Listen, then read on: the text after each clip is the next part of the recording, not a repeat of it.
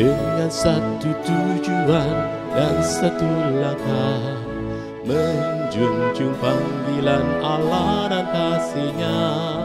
Dengan doa dan karya meski ada tantangan, jadi gereja misioner itu visi kami. Dengan langkah tegap penuh dedikasi, iman yang teguh, hidup berserah padanya. Bimbingan Roh Kudus dan tuntunan firman-Nya, berbaris utuh bersatu teguh, terpujilah Tuhan. GPT Kristus Alfa Omega Ngasem, bersatu bersama bergandengan tangan, mewujudkan visi melalui misi, menjangkau dan memuridkan dan juga mengutus. Dengan langkah tegap penuh dedikasi, iman yang teguh, hidup berserah padanya. Bimbingan Roh Kudus dan tuntunan firman-Nya, berbaris utuh bersatu teguh, terpujilah Tuhan. Bersekutu dalam ibadah dan pengajaran, bertumbuh dalam kualitas dan kuantitas, berbagi dalam kasih persaudaraan. Itulah filosofi pelayanan kami. Dengan langkah tegap penuh dedikasi, iman yang teguh, hidup besar padanya. Bimbingan Roh Kudus dan tuntunan firman-Nya, berbaris utuh bersatu teguh, terpujilah Tuhan. Beranda artinya bertumbuh bersama Anda, kelompokan kecil yang penuh semangat, saling berbagi hidup, mengalami kuasa-Nya, rindu menjadi berkat Tuhan dimuliakan. Dengan langkah tegap penuh dedikasi, iman yang teguh, hidup besar padanya. Bimbingan Roh Kudus dan tuntunan firman-Nya, berbaris utuh bersatu teguh, terpujilah Tuhan.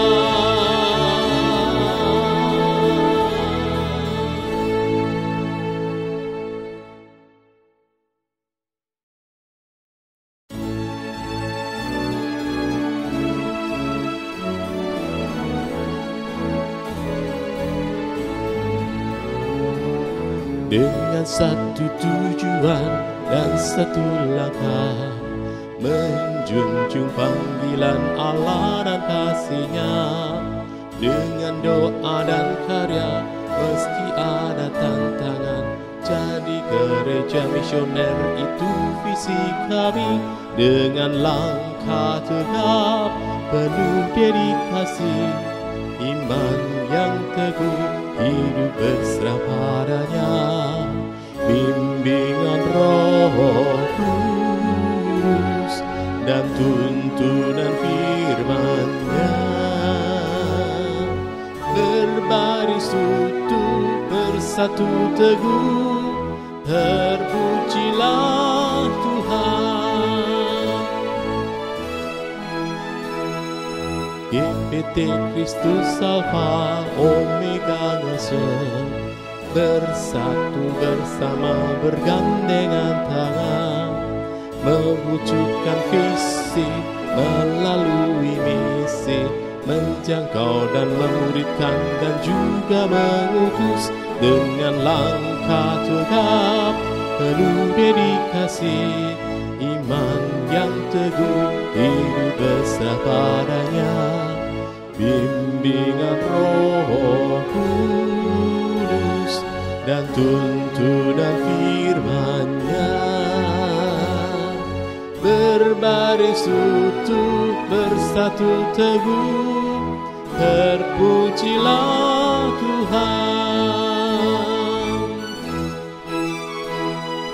Bersekutu dalam ibadah dan pengajaran, bertumbuh dalam kualitas dan kuantitas, berbagi dalam kasih persaudaraan.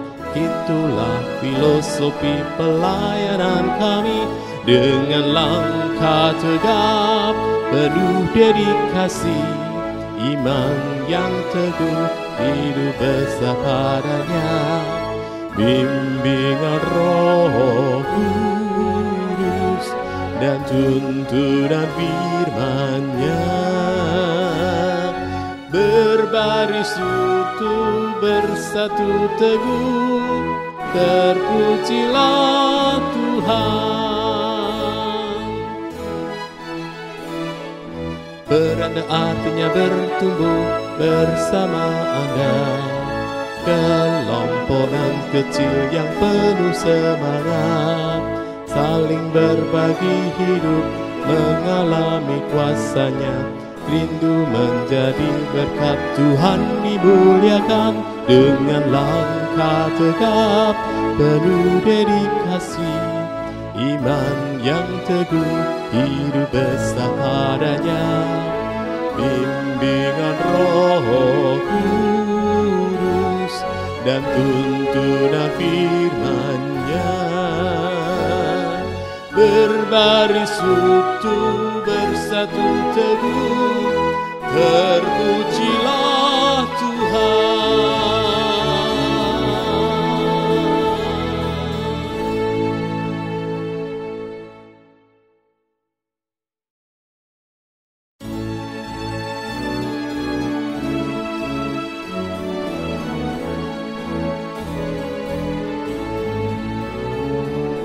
Dengan satu tujuan dan satu langkah, menjunjung panggilan Allah dan kasih-Nya, dengan doa dan karya meski ada tantangan, jadi gereja misioner itu visi kami, dengan langkah tegap penuh dedikasi, iman yang teguh, hidup berserah padanya, bimbingan Roh Kudus dan tuntunan firman-Nya, berbaris utuh bersatu teguh, terpujilah Tuhan.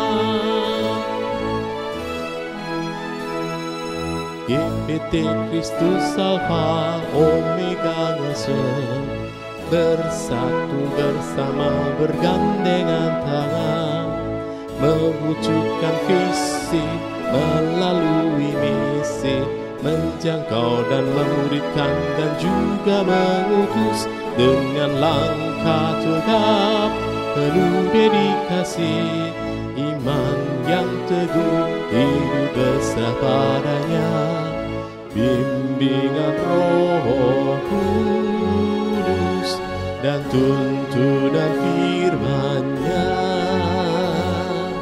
berbaris utuh bersatu teguh, terpujilah Tuhan.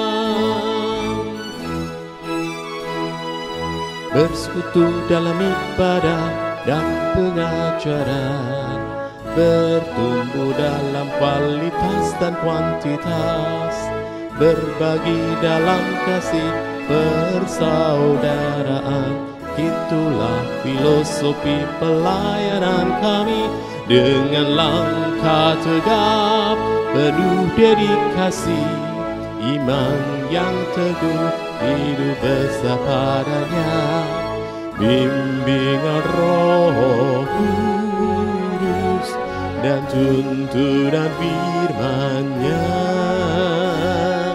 Berbaris utuh bersatu teguh, terpujilah Tuhan. Beranda artinya bertumbuh bersama Anda, kelompokan kecil yang penuh semangat, saling berbagi hidup, mengalami kuasa-Nya, rindu menjadi berkat. Tuhan dimuliakan dengan langkah tegap, penuh dedikasi, iman yang teguh, hidup besar padanya. Bimbingan Roh Kudus dan tuntunan firman-Nya. Berbaris utuh bersatu teguh, terpujilah Tuhan.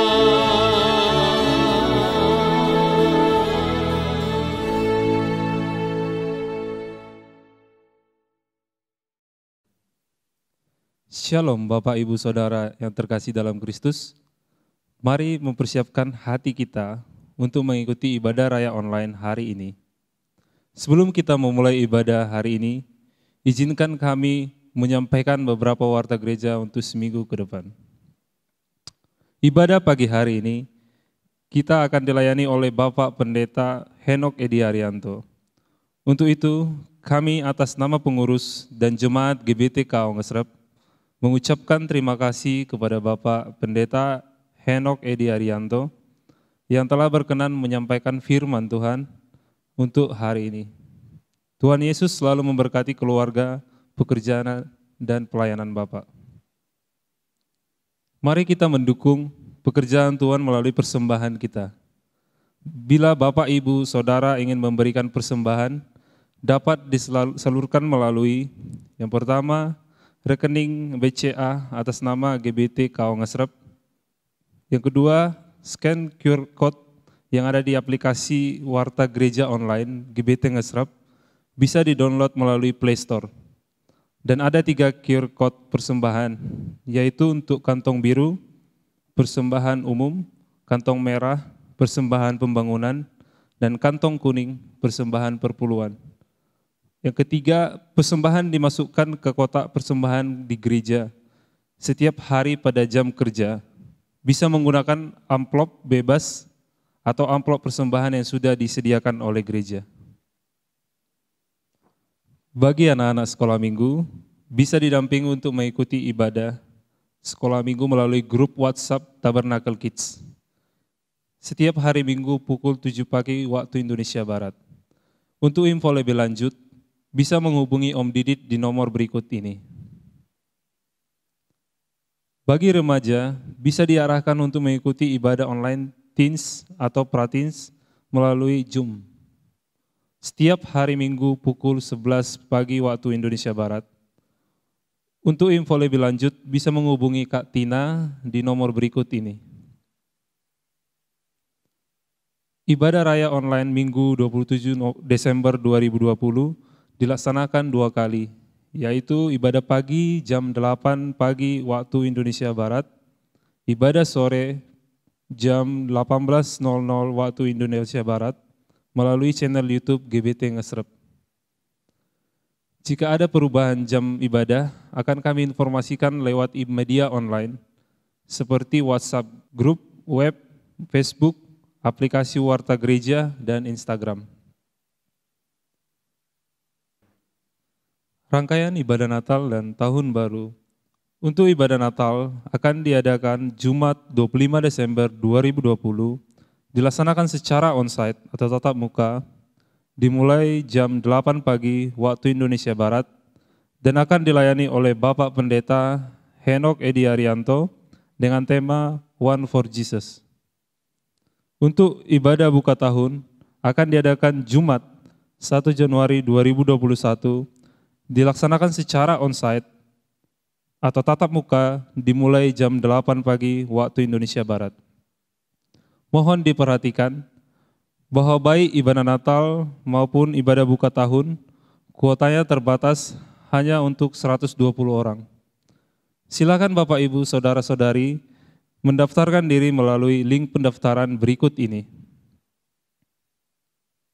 Bagi jemaat yang tidak dapat mengikuti ibadah onsite atau tatap muka, tetap bisa beribadah secara online melalui channel YouTube GBT Ngesrep. Demikian pengumuman gereja untuk seminggu ke depan. Selamat beribadah, Tuhan Yesus memberkati. Mari kita bersama-sama datang pada Tuhan, kita akan memuji dan memuliakan nama Tuhan. Kita bersyukur punya Tuhan yang maha mulia, Beliau yang lahir, bukan hanya lahir bagi kita, tapi hidup, kemudian beliau mati dan bangkit buat kita semua, untuk menjadikan kita anak-anaknya, dan juga mengangkat kita menjadi bagian dalam kekekalan yang beliau sediakan buat kita semua. Haleluya.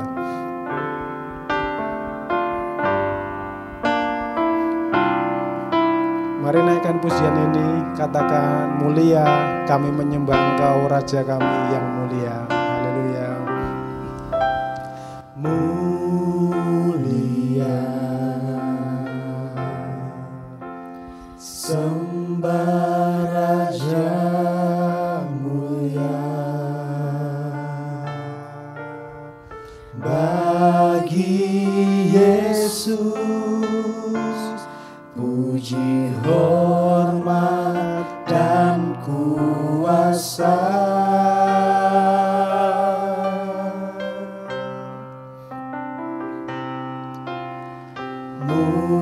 Mulia,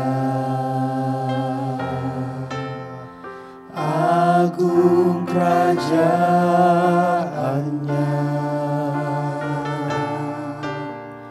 dari surga datang untuk segenap umatnya. Katakan mulia, sembah Raja mulia. Mulia, mari sembah Tuhan, sembah Raja mulia, bagi Yesus puji, hormat, dan kuasa.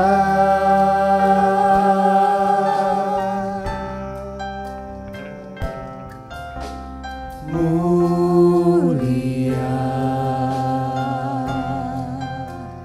agung kerajaannya, dari surga datang untuk segenap umatnya. Mari puji dan tinggikan Tuhan kita.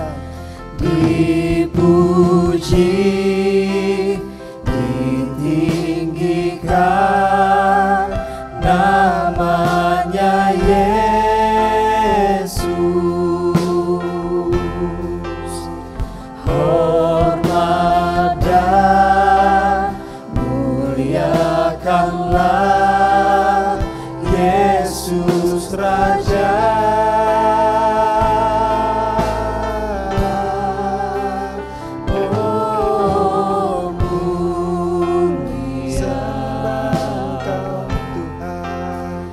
Sembah Raja mulia. Dia telah mati dan bangkit buat kita semua. Dia telah mati, dibangkitkan jadi Raja. Mari dari awal naikkan pujian ini, katakan mulia, sembah Tuhan mulia. Mulia, sembah Raja mulia, Yesus, bagi Yesus puji, hormat, dan kuasa.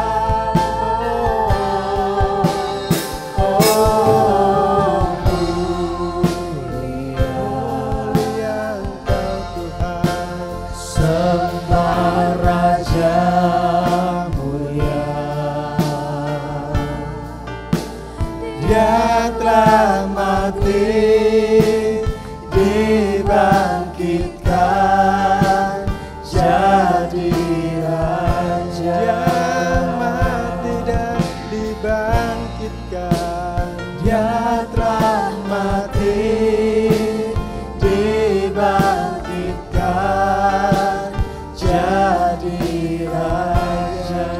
Mati dan dibangkitkan menjadi raja. Dia telah mati, dibangkitkan jadi raja.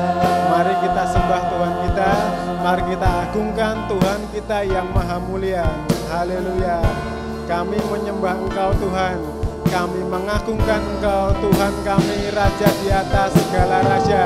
Kami meninggikan Engkau Gembala kami meninggikan Engkau penolong kami dan pertolongan kami Tuhan. Kami memuja-Mu dan kami memuliakan nama-Mu. Haleluya. Kami mengagungkan Engkau Tuhan. Kami bersyukur buat kasih setia yang Kau berikan atas kami. Haleluya. Syukur kami berikan bagi Kau Tuhan. Haleluya. Haleluya. Kau besar ajaib bagi kami Tuhan. Puji Kau selama-lamanya. Kau yang terindah Tuhan, Kau yang terbaik bagi kami, Kau yang termulia Tuhan. Haleluya.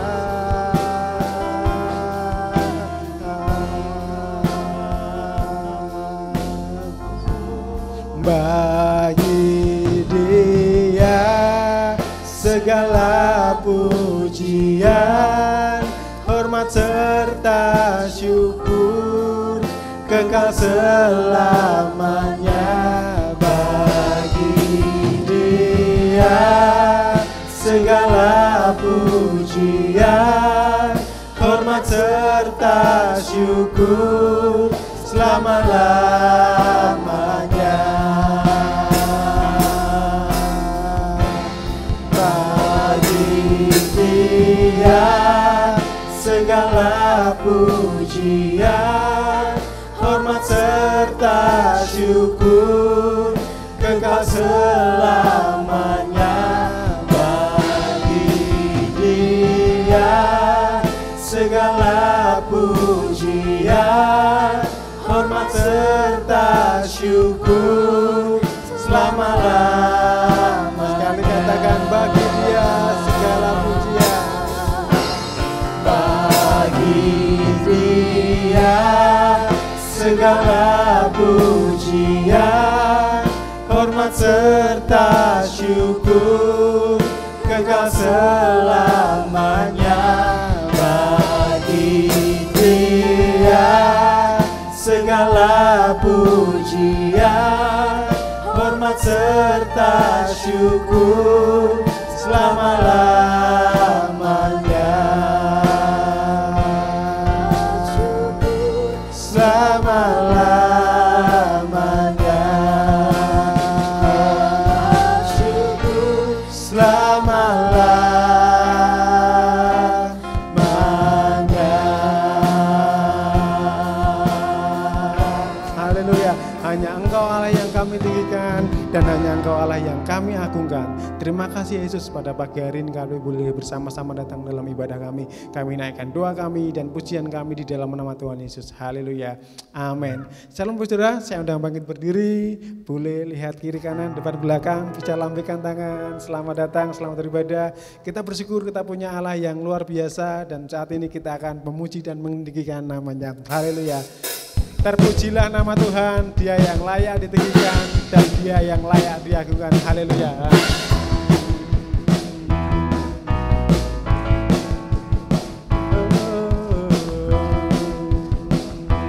Katakan, terpujilah namamu Tuhan. Terpujilah nama-Mu Tuhan, kuat dan penuh kemuliaan.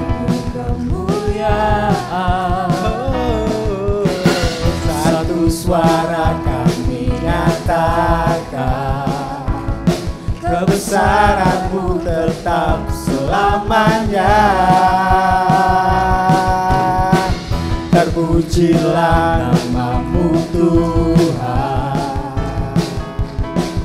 ajaib dan penuh keagungan. Satu suara kami nyatakan, kerajaan-Mu kekal selamanya.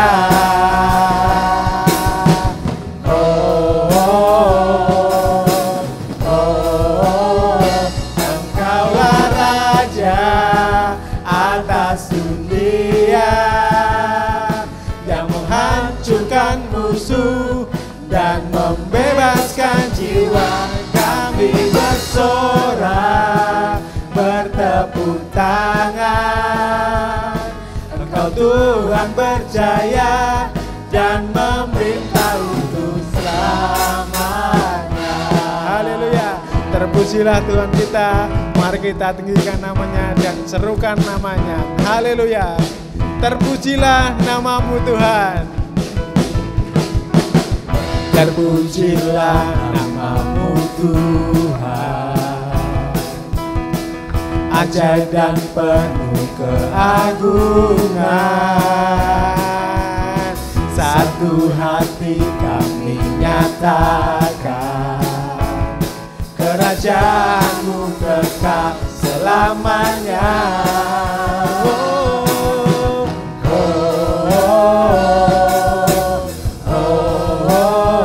Engkaulah Raja atas dunia, yang menghancurkan musuh dan membebaskan jiwa. Kami bersorak, bertepuk tangan. Engkau Tuhan berjaya dan memerintah untuk selamanya. Raja atas dunia, yang menghancurkan musuh dan membebaskan jiwa. Kami bersorak, bertepuk tangan. Engkau Tuhan berjaya dan memerintah untuk selamanya. Haleluya. Silakan Bapak Ibu Saudara. Tuhan kita Tuhan yang luar biasa, Tuhan yang penuh keagungan, Tuhan yang penuh kuasa, tapi juga Tuhan yang bersama-sama dengan kita, yang ada di dalam kita, yang lemah ini sehingga memberikan kekuatan buat kita. Kita punya Tuhan yang luar biasa, yang kadang-kadang memberikan sukacita yang melimpah dalam kehidupan kita, tetapi kadang-kadang Tuhan pun mengizinkan kita untuk melalui yang dikatakan sedikit penderitaan, tapi kita percaya itu semua Tuhan kerjakan supaya apa? Supaya iman kita bertumbuh dan iman percaya kita tetap teguh di dalam Tuhan kita. Haleluya. Mari naikkan pujian ini untuk menyambut firman Tuhan yang akan kita dengar pada pagi hari ini. Kekuatan serta penghiburan diberikan Tuhan padaku.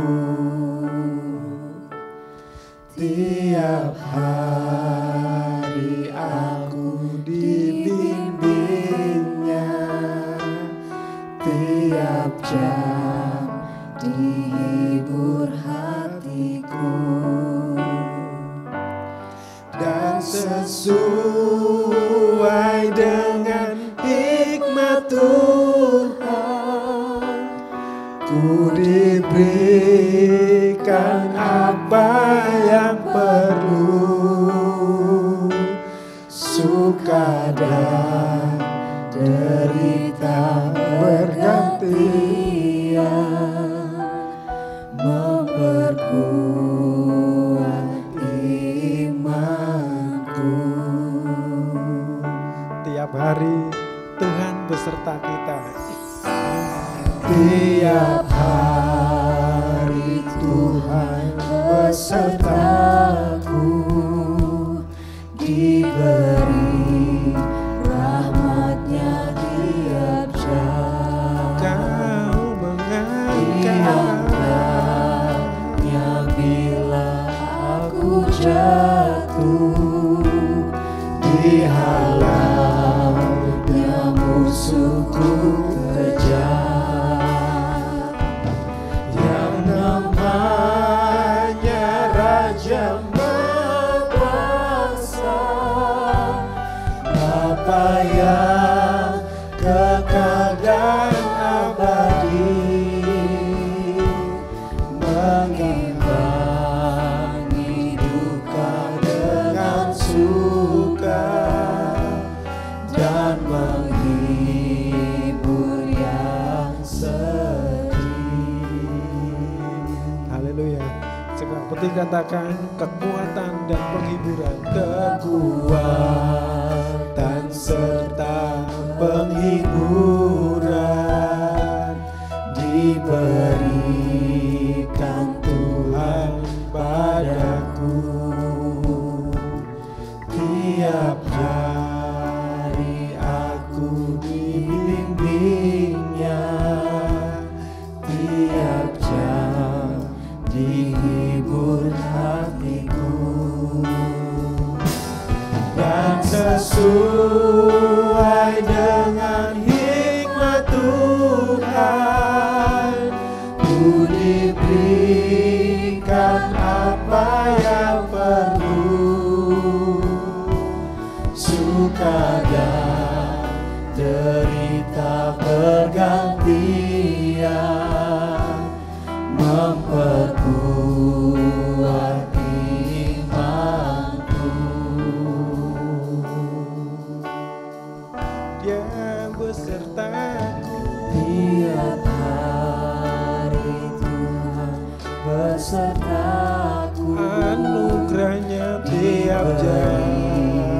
rahmat-Nya tiap jam. Mengangkatku saat jatuh. Yang bila aku jatuh, dihalaunya musuhku kejar.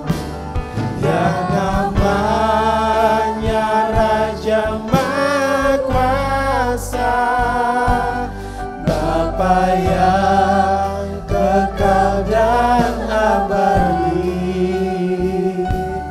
mengimbangi suka dengan suka dan menghibur yang Dan sesuai dengan hikmat Tuhan.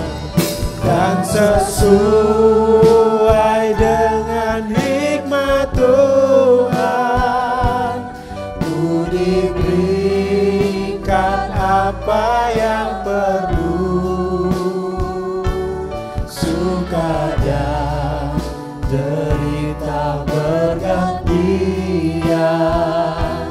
memperkuat. Bapak Ibu, saya undang bangkit berdiri. Kita naikkan bait pertama dari pujian ini. Katakan kekuatan dan penghiburan Tuhan berikan kepadaku. Kekuatan serta penghiburan diberikan Tuhan padaku. Tiap hari aku dibimbingnya, tiap jam dihibur hatiku. Dan sesuai dengan hikmat Tuhan, ku diberikan apa yang perlu. Suka dan derita bergantian, memperkuat iman. Dan sesuai dengan hikmat Tuhan. Waktu saya akan pada Dan sesuai sesuai dengan hikmat Tuhan. Ku diberikan apa yang perlu, suka dan derita bergantian, memperkuat imanku. Mari kita satu dalam doa. Saya mohon Saudari Ayu berdoa untuk firman yang akan kita dengar sebentar. Mari kita satu dalam doa. Bapa dalam surga, Bapa yang baik, Bapa yang setia dalam kehidupan kami. Kami mengucap syukur Tuhan untuk suka dan maupun duka yang Tuhan izinkan boleh terjadi dalam kehidupan kami Tuhan.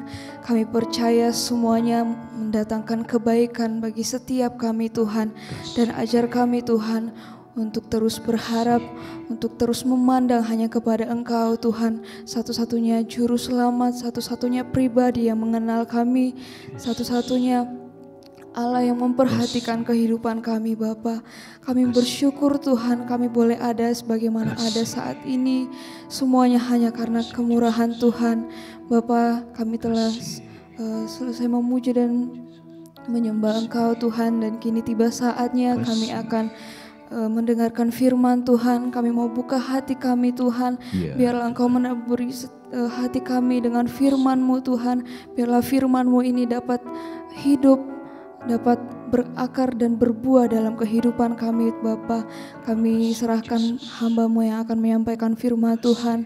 Kau yang memberikan hikmat, Kau yang Tuhan memberikan kekuatan bagi hamba-Mu Tuhan. Biarlah setiap perkataan, setiap firman yang keluar dari mulut hamba-Mu ini dapat menjadi kekuatan yang baru bagi kami Tuhan, dapat menjadi pengharapan yang baru bagi kami Tuhan. Terima kasih Bapa, kami siap untuk mendengarkan firman Tuhan. Yang di dalam nama Tuhan Yesus Kristus kami ucap syukur, haleluya, amin. Amin. Silakan duduk kembali Bapak Ibu Saudara.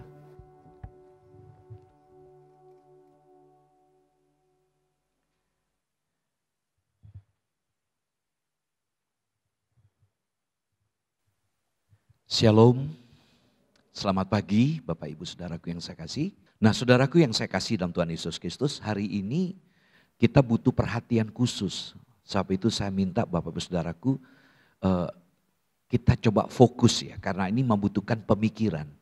Membutuhkan konsentrasi kita untuk mendengarkan firman. Karena apa yang saya siapkan untuk menjelang Natal ini adalah betul-betul firman yang bersifat teologis. Kalau minggu yang lalu, raja yang menjadi manusia, hari ini firman yang menjadi manusia. Sementara tema Natal sudah saya dapati, One for Jesus. Jadi bersatu untuk Yesus. Nah saudaraku, jadi hari ini kita akan belajar tema firman menjadi manusia. Tentu muncul dalam pemikiran kita bagaimana mungkin firman itu bisa menjadi manusia. Karena itu dibutuhkan kesabaran, pemusatan pikiran kita dari Alkitab. Mari kita buka Alkitab kita dalam Yohanes pasal 1 ayat 1 sampai 9. Yohanes pasal 1 ayat 1 sampai dengan ayat yang ke-9. Demikian firman Tuhan. Pada mulanya adalah firman.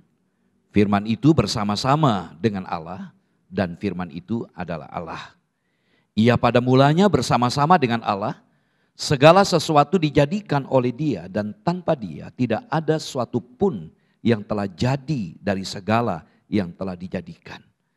Dalam Dia ada hidup dan hidup itu adalah terang manusia. Terang itu bercahaya di dalam kegelapan dan kegelapan itu tidak menguasainya. Datanglah seorang yang diutus Allah, namanya Yohanes. Ia datang sebagai saksi untuk memberikan kesaksian tentang terang itu, supaya oleh dia semua orang menjadi percaya. Ia bukan terang itu, tetapi ia harus memberi kesaksian tentang terang itu. Terang yang sesungguhnya, yang menerangi setiap orang, sedang datang ke dalam dunia. Amin. Berbahagia yang membaca, mendengarkan, serta merenungkan dan melakukan firman Tuhan. Siapakah Yesus? Ada yang berpendapat bahwa Yesus itu nabi, guru agung, atau salah satu nabi yang dinubuatkan dalam perjanjian lama. Bahkan ada yang berkata Yesus adalah Elia atau Musa. Saudara, kalau kita melihat, mengamati Injil Matius dan Injil Lukas, itu diawali dengan kisah Natal. Tapi Injil Yohanes dimulai dari penekanan akan kekekalan Yesus. Matius melihat Yesus sebagai raja. Markus melihat Yesus sebagai hamba. Lukas melihat Yesus sebagai anak manusia. Yohanes melihat Yesus sebagai anak Allah. Saudara, kita melihat dari firman Tuhan sudah kita baca dalam Yohanes pasal 1 ayat 1 sampai 9. Ada 3 hal. Pertama, dia adalah firman yang kekal, ayat 1 dan 2. Yang ketiga, dia adalah sang pencipta, ayat 3. Yang ketiga, dia datang ke dalam dunia, ayat 4 sampai 9. Nah saudara, yang pertama, dia adalah firman yang kekal. Saudara, Yohanes 1 ayat 1 dan 2, saya baca ulang. Pada mulanya adalah firman. Firman itu bersama-sama dengan Allah dan firman itu adalah Allah. Ia pada mulanya bersama-sama dengan Allah. Saudara, kita perhatikan ungkapan pada mulanya. Ditulis dari teks Yunani NRK tanpa artikel. Sesungguhnya awal daripada firman itu tidak ada titik mulanya. Artinya sebelum segala sesuatu yang diciptakan itu ada, firman itu sudah ada. Saudara, kedua, bentuk kata adalah yang merupakan kata kerja bantu, imperfect. Ini menyiratkan bahwa firman itu pada hakikatnya tidak ada titik berakhirnya pula. Artinya dia dahulu ada, sekarang ada, nanti ada, selalu ada, dan tidak pernah tidak ada. Artinya dia adalah kekal. Nah saudara, ketika kita membaca Yohanes pasal 1 ayat 1, pada mulanya adalah firman, kita diingatkan dalam kitab Kejadian. Secara khusus Kejadian pasal 1 ayat 1. Kata pada mulanya, kata Bereshit. Ini menceritakan permulaan dari ciptaan Allah. Ciptaan pertama terjadi karena Allah berfirman. Kembali Yohanes 1 ayat 1, kata pada mulanya menceritakan ciptaan baru. Ciptaan baru juga terjadi karena firman Allah. Saudara, nah kata firman dalam ayat ini dari kata Yunani, kata logos. Ada 2 pandangan. Yang pertama, masyarakat Yunani memahami sebagai pencipta, pemelihara, dan pengendali yang mengatur semesta. Yang keberadaannya sudah ada sebelum dunia diciptakan. Menurut pandangan orang Yahudi, kata logos memahami sebagai ekspresi dan presentasi dari kegiatan dan pribadi Allah itu sendiri. Menarik kalau kita lihat ayat 14. Yohanes 1:14, firman itu telah menjadi manusia, namanya Yesus. Jadi kata firman di sini bukan bicara tentang ilmu atau konsep berpikir atau perkataan, tapi betul-betul bicara tentang pribadi dan pribadi yang kekal, yaitu Yesus itu kekal. Dia dari dahulu, sekarang, dan nanti selalu bersama-sama dengan Allah. Dan tidak pernah tidak bersama dengan Allah. Bahkan ketika berinkarnasi atau mengambil tubuh insani pun tak mengurangi kebersamaannya dengan Allah. Karena dia adalah Allah. Karena itu dikatakan firman itu bersama-sama dengan Allah. Dari kata prostonteon. Prostonteon artinya secara harafiah berhadapan muka dengan Allah. Artinya Yesus dan Allah adalah 2 pribadi yang berhadapan, Allah Bapa dengan Allah. Ya, memang tidak sama, tetapi setara dan memiliki sifat-sifat yang sama. Mereka satu adanya. Karena Yesus adalah Allah, Bapa adalah Allah. Dan perhatikan, firman itu bersama-sama dengan Allah. Prostonteon. Ini menunjukkan kesejajaran dan juga persatuan antara Yesus dengan Allah Bapa. Saudara, nah ketika bicara Yesus adalah pribadi yang kekal. Kita diingatkan beberapa ayat. Pertama Yesaya 9 ayat ke-5. Sebab seorang anak telah lahir untuk kita, seorang putra telah diberikan untuk kita. Lambang pemerintahan ada di atas bahunya dan namanya disebutkan orang, penasihat ajaib, Allah yang perkasa, Bapa yang kekal, Raja Daud. Perhatikan kata Bapa yang kekal. Kata Bapa yang kekal dari kata Ibrani Aviad, artinya Bapa kekal. Artinya di dalam Yesus ada kekekalan, ada hidup kekal. Karena dia adalah sumber kekekalan itu. Bapa yang kekal tidak menjelaskan bahwa Yesus adalah Bapa. Tapi Yesus adalah Bapa dari kekekalan itu, saudara. Lalu kita lihat Mika 5 ayat 1. Menubuatkan Mesias yang akan lahir itu. Daripadamu akan bangkit bagiku seorang yang akan memerintah Israel. Yang permulaannya sudah sejak purbakala, sejak dahulu kala. Luar biasa. Yesus lahir di Betlehem. Dan dia kekal dari dulu, sekarang kekal. Nah, perhatikan Yohanes 8:58. Aku berkata kepadamu sesungguhnya sebelum Abraham jadi, aku telah ada, kata Yesus. Aku telah ada, dikata egoemi. Aku sudah ada. Bayangkan, nenek moyang mereka Abraham.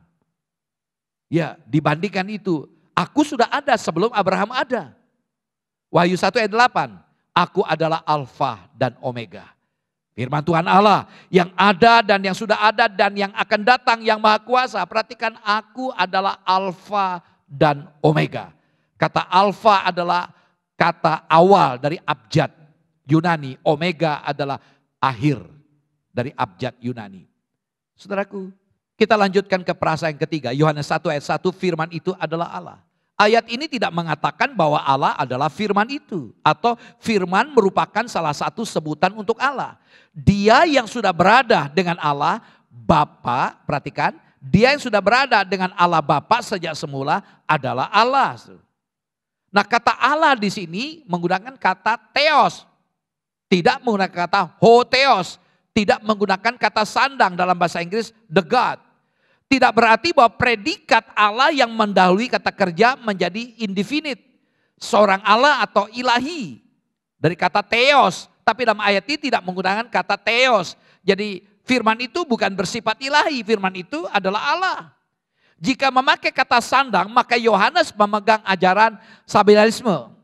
Monarkianisme modalis. Yaitu Allah Bapa bekerja sebagai pencipta, Allah Bapa bekerja sebagai penebus di atas kayu salib, dan Allah Bapa bekerja sebagai penyuci. Dan ini tidak sesuai dengan frasa sebelumnya. Dalam frasa kedua, yaitu pernyataan Yohanes bahwa firman itu bersama-sama dengan Allah. Bahwa sang firman itu Yesus dengan Bapa. Dan ini juga menyangkali ajaran Tritunggal. Karena Kristen percaya bahwa Bapa itu Allah, Yesus itu Allah, dan Roh Kudus adalah Allah. Saudara, apa yang dapat kita pelajari di sini? Yang pertama, ya, dia adalah firman yang kekal. Berarti Yesus kekal adanya. Firman ini adalah person, pribadi. Tidak lain adalah Yesus, karena diungkapkan dalam Yohanes 1:14. Firman itu menjadi daging. Mana mungkin perkataan bisa menjadi daging? Kalau bukan pribadi, dan ini bicara tentang Yesus. Ya, dalam Yohanes 1 ayat 18, Yesus menyatakan Allah. Jadi jelas Yesus kekal adanya karena dia adalah Allah yang maha tinggi yang datang ke dunia menjadi manusia untuk melayani umat manusia. Puji Tuhan. Ini memberikan pemahaman kepada kita. Jangan lagi meragukan keberadaan hakikat Yesus. Karena dia adalah Allah. Dan maka selayaknya saudara dan saya meninggikan namanya dalam setiap aspek kehidupan kita. Jangan ragukan, dia kekal. Harusnya kita menjunjung tinggi, mengagungkan dia. Puji Tuhan. Yang kedua, dia adalah sang pencipta. Yohanes 1 ayat 3, segala sesuatu dijadikan oleh dia dan tanpa dia tidak ada sesuatu pun yang telah jadi dari segala yang telah dijadikan. Artinya semesta alam raya ini yang menciptakan adalah sang firman yang tidak lain adalah Yesus. Saudara, kita bandingkan Kejadian 1 ayat 1. Pada mulanya Allah menciptakan langit dan bumi. Perhatikan kata Allah. Dari kata Elohim ditulis dalam bentuk jama. Jadi sini ada Bapa, ada Yesus, ada Roh Kudus. Karena kita melihat kata ganti yang digunakan dalam Kejadian 1 ayat 26-27.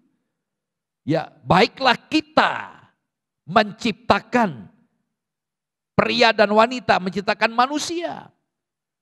Memang ada pandangan liberal, kata kita di sini merujuk kepada malaikat dan Allah berunding untuk menciptakan manusia. Itu tidak. Kata kita menggantikan kata Allah Elohim. Pada mulanya Elohim menciptakan langit dan bumi. Kata menciptakan kata bara. Nah, kata bara itu Kata kerja yang dipakai hanya untuk Allah. Tidak digunakan untuk manusia. Manusia tidak bisa melakukan bara. Kata bara dari kata ex nihilo dalam bahasa Latin. Menciptakan dari yang tidak ada menjadi ada. Hanya dengan kekuatan firman-Nya. Ya saudara, ini sesuatu yang menarik. Tukang, dia bisa membuat meja karena ada bahannya. Ada papan, ada paku, ada cat, pelitur. Ada alat-alat yang digunakan. Itu menggunakan kata Ibrani yang lain, yatsar. Tapi di sini kata bara. Saudara, kalau kita melihat dalam Kejadian pasal 1 secara utuh, siapakah yang menciptakan alam semesta ini? Jelas Allah. Tapi dengan apa? Kita melihat berfirmanlah Allah. Berkali-kali dikatakan dalam ayat 3, ayat 6, ayat 9, ayat 11, ayat 14, ayat 20, ayat 24, ayat 26, ayat 29. Berfirmanlah Allah. Hanya dengan berfirman maka semua jadi. Ada pernyataan yang membingungkan seolah Yesus itu diciptakan. Memang ada ayat yang bisa membuat kita meragukan kalau kita tidak meneliti ayat tersebut. Yaitu apa? Kolose 1:15. Dikatakan ia adalah gambar Allah yang tidak kelihatan, yang sulung lebih utama dari segala yang diciptakan. Ia ini tidak lain adalah Yesus. Kalau kita melihat ayat di atasnya. Adalah gambar Allah, potret Allah yang tidak kelihatan. Jadi Yesus menyatakan Allah. Nah, yang mengganggu, yang menjadi batu sandungan, kata yang sulung lebih utama dari segala yang diciptakan. Orang begitu banyak terjebak dengan kata sulung. Karena gambaran orang ketika bicara sulung, bicara urutan waktu. Salah satu aliran Kristen yaitu Sasiopa memahami kata sulung itu dalam arti urutan waktu penciptaan. Atau Yesus adalah ciptaan yang pertama. Nah, sebenarnya kata sulung dari kata Yunaninya, kata prototokos, terdapat dua pengertian. Yang pertama secara harfiah atau literal, yang kedua figuratif atau simbolis. Nah, yang pertama arti literal, Yesus disebut anak sulung dari Maria, Lukas 2 ayat 7. Penyebutan Tula ke anak sulung di Mesir, kitab Keluaran kita bisa lihat. Jadi ini menjelaskan tentang urutan waktu anak pertama. Yang kedua arti figuratif. Efraim sebagai anak sulung dalam Yeremia 31 ayat 9b. Padahal sebenarnya Efraim adalah anak bungsu adik dari Manase. Seharusnya Manase yang sulung, tapi Alkitab mengatakan Efraim sebagai anak yang sulung. Daud disebut anak sulung, padahal kita tahu Daud adalah anak bungsu. Itu dalam Mazmur 89 ayat 28. Nah saudara, dari kedua arti kata prototokos ini, manakah arti atau makna yang tepat dalam Kolose 1:15? Kunci jawabannya terletak pada konteks penulisannya. Nah, arti kedua atau figuratif merujuk kepada makna keutamaan. Efraim walaupun bungsu tapi dia lebih utama dari Manase. Demikian juga Daud. Nah, kita lihat konteksnya apa? Kolose 1:16. Karena di dalam Dialah, di dalam Yesuslah, ya, telah diciptakan segala sesuatu yang ada di sorga dan yang ada di bumi, yang kelihatan dan yang tidak kelihatan, baik singgasana maupun kerajaan, baik pemerintah maupun penguasa. Perhatikan, segala sesuatu diciptakan oleh Dia dan untuk Dia. Perhatikan dari ayat ini. Kita lihat ayat ini kembali. Perhatikan. Ya, dikatakan Yesus, berkatakan Yesus itu menciptakan. Dan tujuannya apa? Segala sesuatu diciptakan oleh Yesus dan untuk Yesus. Jadi sangat salah, keliru kalau kita mengatakan Yesus adalah ciptaan pertama. Dari kenyataan tersebut, saudara, maka benarlah dikatakan bahwa Yesus adalah sang pencipta dan sekaligus pemelihara semesta. Maka sudah barang tentu Dia adalah Allah yang maha tinggi. Saudara, kalau kita tahu bahwa Yesus adalah sang pencipta, sang superior, lalu bagaimana kita bersikap kepadanya? Dia Allah Maha Kuasa. Sebagai inferior, sebagai pribadi yang terbatas, kita harusnya makin mempercayakan diri kita sepenuhnya. Dia pasti memelihara hidup kita. Apapun masalah kita, Dia Maha Kuasa. Dia sang pencipta, tapi Dia sekaligus memelihara hidup kita. Mengapa Dia berkata, serahkanlah kekhawatiranmu kepada Tuhan, sebab Dia yang memelihara kamu. Nah ini mendorong kita untuk belajar mempercayakan kita kepada Dia karena Dia sang pencipta. Ingat, bicara sang pencipta, arloji sebagai contoh. Arloji yang mahal, tentu kalau rusak kita tidak sembarangan menyerahkan pada tukang. Apalagi kalau kita tahu yang ahli membuat arloji itu adalah pabriknya. Kita percaya dengan pabrik, kita serahkan pada pabrik, pasti lebih bagus karena Dia tahu, karena Dia menciptakan. Demikian juga Allah. Dia adalah pencipta saudara dan saya. Dan Dia tahu bagaimana seharusnya memelihara hidup saudara dan saya. Yang ketiga, Dia datang ke dalam dunia. Yohanes 1 ayat 9, terang yang sesungguhnya yang menerangi setiap orang sedang datang ke dalam dunia. Perhatikan kata terang. Ini artinya Allah dan kebenarannya. Sedangkan kata kegelapan, keadaan, keberdosaan, kematian, atau keterpisahan dari hadirat Allah. Saudara, firman itu kemudian datang ke dalam dunia. Melalui firman manusia beroleh hidup terang. Di dalam terang tidak ada kegelapan dan kegelapan tidak dapat menguasai terang. Kita bisa lihat ayat yang kelima. Terang itu menyelamatkan hidup dari kekacauan. Mengungkapkan hal-hal yang tidak kelihatan. Memperlihatkan segala sesuatu apa adanya. Dan juga membimbing. Tanpa terang orang akan berjalan di dalam kegelapan, saudara. Yohanes 1:14 mengatakan firman itu telah menjadi manusia. Ada dua pemahaman. Pertama, kalau saya berkata nasi sudah menjadi bubur, maka itu berarti bahwa mula-mula hanya ada nasi dan setelah itu hanya ada bubur, sedangkan nasinya hilang dan tidak ada lagi. Pemahaman yang kedua, kalau saya berkata tahun lalu saya menjadi pendeta, maka itu berarti mula-mula ada saya dan setelah itu saya tetap ada dan tidak hilang, tetapi lalu ditambahi dengan jabatan pendeta. Saudara, jadi kalau kita bicara tentang firman atau Allah yang menjadi manusia, maka kita harus mengambil arti kedua dari kata menjadi tersebut. Di pada saat Allah menjadi manusia, keilahian Yesus tidak hilang. Perhatikan, ketika Dia datang menjadi manusia menggunakan tubuh insani, Dia tetap Allah 100%. Tapi Dia ketambahan hakikat manusia pada dirinya. Yohanes 1:14, firman itu telah menjadi manusia. Perhatikan kata manusia dari kata sark. Dalam bahasa Inggris flesh atau daging. Nah saudara, kita melihat ada 3 pengajaran. Pertama ajaran doketisme. Kata doketisme dari kata Yunani dokein. Artinya menyerupai atau kelihatannya. Artinya Yesus cuma kelihatannya saja memiliki tubuh manusia. Tapi sebetulnya itu bukan betul-betul tubuh. Kayak hantu. Dipegang gak bisa dipegang. Nampaknya manusia, tapi Dia bukan manusia, Dia adalah Allah. Alasannya apa? Allah yang suci, Allah yang murni, tidak bisa menyentuh zat, tidak bisa menyentuh bahan. Itu pemikiran ajaran doketisme. Yang kedua ajaran apolinarisme. Adalah pandangan uskup Apolinaris dari Laodikia yang hidup 310 sampai 390 Masehi. Dikatakan Yesus memiliki tubuh sebagai manusia tapi tidak memiliki roh dan jiwa rasional. Yesus dipercaya sebagai Allah dan manusia, tapi jiwa dan pikirannya dari logos dan bersifat ilahi. Yang ketiga, Anabaptis. Ajaran ini mengatakan bahwa Yesus adalah Allah dan Ia juga adalah manusia. Seperti benar ya, baik tubuh maupun jiwa atau roh. Tetapi perhatikan, ini yang salah. Hakikat manusia Yesus ini Ia bawa dari sorga. Hakikat manusia dibawa dari sorga. Dan kata lain Yesus bukan betul-betul anak dari Maria kalau begitu. Yesus hanya semacam bayi tabung atau buatan sorga yang dimasukkan ke dalam kandungan Maria lalu dilahirkan oleh Maria.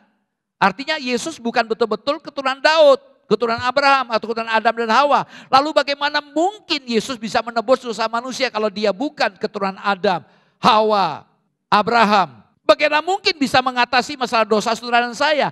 Justru Dia bernatal, Dia datang menjadi manusia untuk menggantikan saudara dan saya. Lewat kematian dan kayu salib untuk menolong saudara dan saya. Yang sebenarnya sudah lagi tidak ada kesempatan untuk diselamatkan. Karena dosa mendatangkan maut. Tapi Dia datang untuk menyatakan kasih-Nya. Dia bernatal menjadi manusia untuk apa? Untuk mati. Karena lewat kematiannya memampukan setiap yang percaya kepada Dia diselamatkan. Jadi 3 pandangan tadi sebenarnya ingin mempertahankan Yesus adalah Allah. Mengabaikan Yesus adalah manusia. Tapi kita percaya dan yakin Yesus 100% adalah Allah. Yang kedua, Yesus 100% adalah manusia. Tapi manusia yang suci. Dia lahir dalam kekudusan. Ini persyaratan untuk menjadi penebus. Semua manusia berdosa sehingga manusia tidak bisa menyelamatkan dirinya. Kecuali oleh Yesus sendiri yang adalah kudus. Kita lompat. Yohanes 1:14, frasa kedua, dan diam di antara kita. Tidak semua ayat saya jelaskan. Perhatikan kata dia diam di antara kata diam dari kata eskenosen, dari kata skeno. Eskenosen bisa berarti tabernakel, artinya berkemah. Nah gereja ini tabernakel, tempat Tuhan berkemah, tinggal menetap. Nah kalau kita melihat Keluaran 25 ayat 8 di mana Allah memberikan perintah kepada Musa untuk mendirikan kemah tabernakel, kemah suci. Apa yang dapat kita pelajari di sini saudara? Allah tinggal dalam tubuh manusia di antara manusia-manusia yang jatuh. Secara harafiah mendirikan tendanya. Jadi istilah manusia atau daging dalam Injil Yohanes tidak pernah menunjuk kepada sifat dosa sebagaimana dalam tulisan-tulisan Rasul Paulus dalam surat-surat gembala. Nah saudara, ini sesuatu yang luar biasa. Dulu kita manusia yang terpisah dari hadiratnya, dari hadirat Allah. Karena dosa kita. Tetapi sekarang Allah dekat dengan kita, bahkan berdiam bersama dengan kita. Dan ini yang harus mendorong kita untuk melihat ini sebuah anugerah yang luar biasa. Dulu ada jarak antara saudara, saya dengan Allah. Ada jarak akibat dosa. Namun anugerahnya memungkinkan saudara dan saya bisa memanggil Allah, ya Aba, ya Bapa. Ibrani 10 ayat yang 19 dikatakan karena darahnya memungkinkan kita memiliki akses untuk masuk ke dalam hadirat Allah. Saudara, Yesus adalah penyataan sempurna dari Allah dalam rupa manusia. Di dalam Kristus Allah menjadi manusia yang tinggal di dunia. Nah disinilah letak harapan kita satu-satunya bagi manusia berdosa untuk memperoleh kembali relasi hubungan yang intim dengan Allah sang penciptanya. Saudara, rahasia iman yang ajaib yang melampaui logika keterbatasan berpikir manusia. Dia yang kekal dan tak terbatas, tapi mau masuk ke dalam keterbatasan manusia agar rencana kekalnya tergenapi. Jadikan Natal sebagai garis awal untuk memulai hubungan, relasi yang penuh keakraban, keintiman, kedekatan dengan Allah kita. Saudara, di bulan ini, bulan Natal ini, biar kita jadikan peristiwa Natal untuk membuktikan bahwa Allah dan manusia dapat bersekutu. Peristiwa Natal menyatakan bahwa Allah ingin berdamai dengan manusia. Berita perdamaian ini harus disampaikan, harus dinyatakan kepada semua umat manusia. Perbuatan dan perkataan Yesus menyatakan kealahannya pada manusia. Jika ingin mengenal dan melihat Allah, maka manusia harus melihat Yesus. Yohanes 14 ayat 6 mengatakan tidak ada yang dapat datang kepada Bapa kecuali melalui Yesus. Jadi harus percaya pada Yesus. Karena itu saudara, sampaikanlah berita Natal ini kepada orang-orang yang merasa mengenal Allah tetapi menolak Yesus. Sang Natal bersama saudara dan saya bersama kita. Mari kita berdoa. Bapa, kami bersyukur, berterima kasih buat firman-Mu yang sudah mengarahkan kepada kami tentang sebuah keyakinan yang kokoh bahwa Engkau Yesus adalah Allah 100% dan manusia 100%. Engkau adalah Allah yang kekal, Sang Pencipta yang sudah datang bagi kami untuk bersama-sama dengan kami. Terima kasih buat firman-Mu ini. Dorong setiap kami untuk tetap menghargai kehadiran-Mu dalam hidup kami masing-masing. Sehingga kami memiliki gairah juga dalam menjalani hidup kami sebagai orang Kristen. Meskipun tantangan itu ada, kami tetap terus hidup dalam Engkau. Dan lebih dari itu kami punya gairah untuk menyampaikan kabar baik. Kemanapun kami berada, karena kami sadar bahwa di dalam Engkau ada keselamatan. Di luar Engkau maka tidak ada keselamatan. Terima kasih Bapa. Memberkati seluruh jemaat-Mu yang sudah hadir, yang sudah mendengarkan firman-Mu.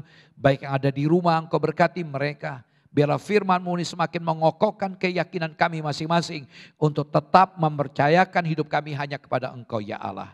Terima kasih memberkati setiap pekerjaan kami, memberkati juga studi kami, memberkati juga kondisi ekonomi kami, memberkati kesehatan jemaat. Terutama dalam kondisi pandemi ini Tuhan ikut campur berkarya, mengambil bagian untuk memberkati.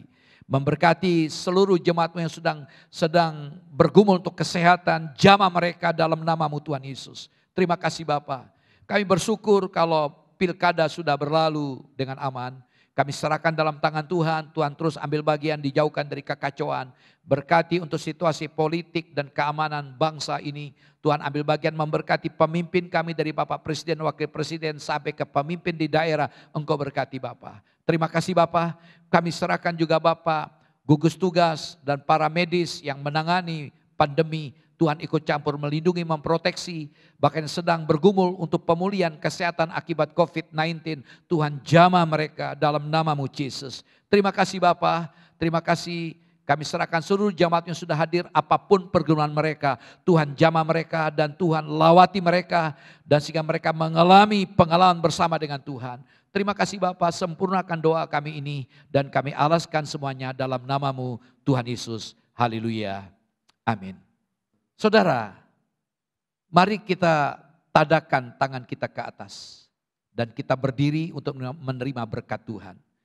Mari kita siapkan hati kita untuk menerima berkat Tuhan dan pulang ke rumah kita masing-masing untuk siap menjadi saksi Kristus dimanapun kita berada. Saudaraku yang saya kasih, pulanglah Bapak Ibu Saudara dengan selamat dan terimalah berkat Tuhan. Tuhan memberkati engkau dan melindungi engkau. Tuhan menyinari engkau dengan wajahnya dan memberi engkau kasih karunia. Tuhan menghadapkan wajahnya kepadamu dan memberi engkau damai sejahtera dari sekarang sampai selama-lamanya. Terimalah berkat damai sejahtera dari Allah Bapa, kasih sayang dari Tuhan Yesus Kristus dan Roh Kudus menyertai saudara dalam nama Tuhan Yesus. Berkati setiap kami. Amin. Shalom, shalom, shalom.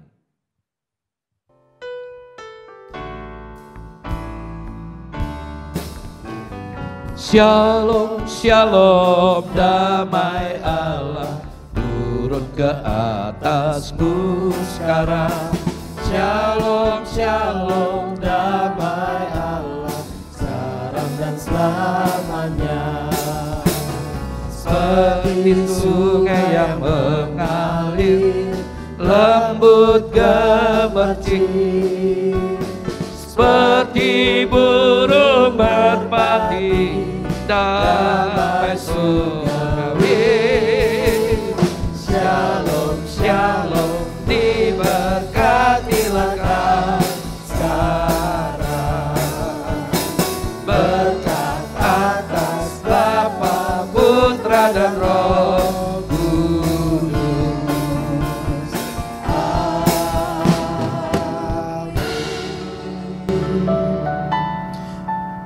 Selamat pagi, selamat bersaat teduh, selamat pulang, Tuhan memberkati.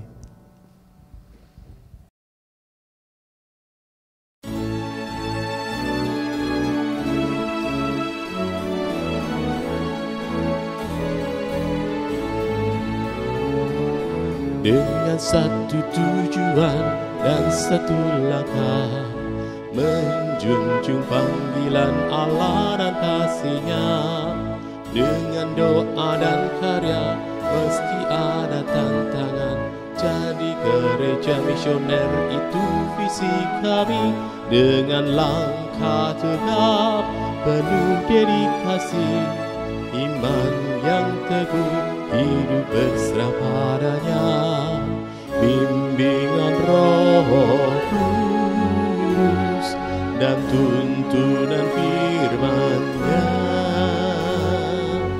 berbaris utuh, bersatu teguh, terpujilah Tuhan.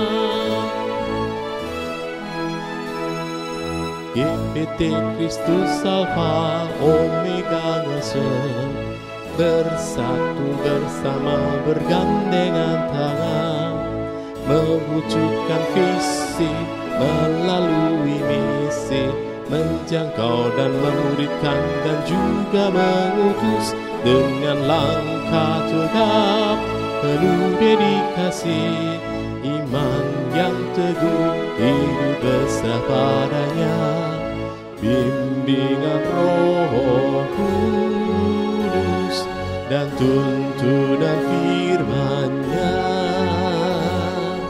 berbaris utuh bersatu teguh, terpujilah Tuhan. Bersekutu dalam ibadah dan pengajaran, bertumbuh dalam kualitas dan kuantitas, berbagi dalam kasih persaudaraan. Itulah filosofi pelayanan kami, dengan langkah tegap penuh dedikasi, iman yang teguh hidup besar padanya, bimbingan Roh Kudus dan tuntunan firman-Nya,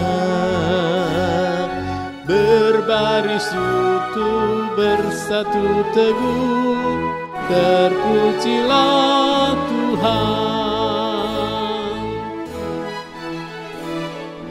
Beranda artinya bertumbuh bersama Anda, kelompokan kecil yang penuh semangat, saling berbagi hidup, mengalami kuasa-Nya, rindu menjadi berkat Tuhan dimuliakan, dengan langkah tegap penuh dedikasi, iman yang teguh hidup besar padanya, bimbingan Roh Kudus dan tuntunan firman-Nya,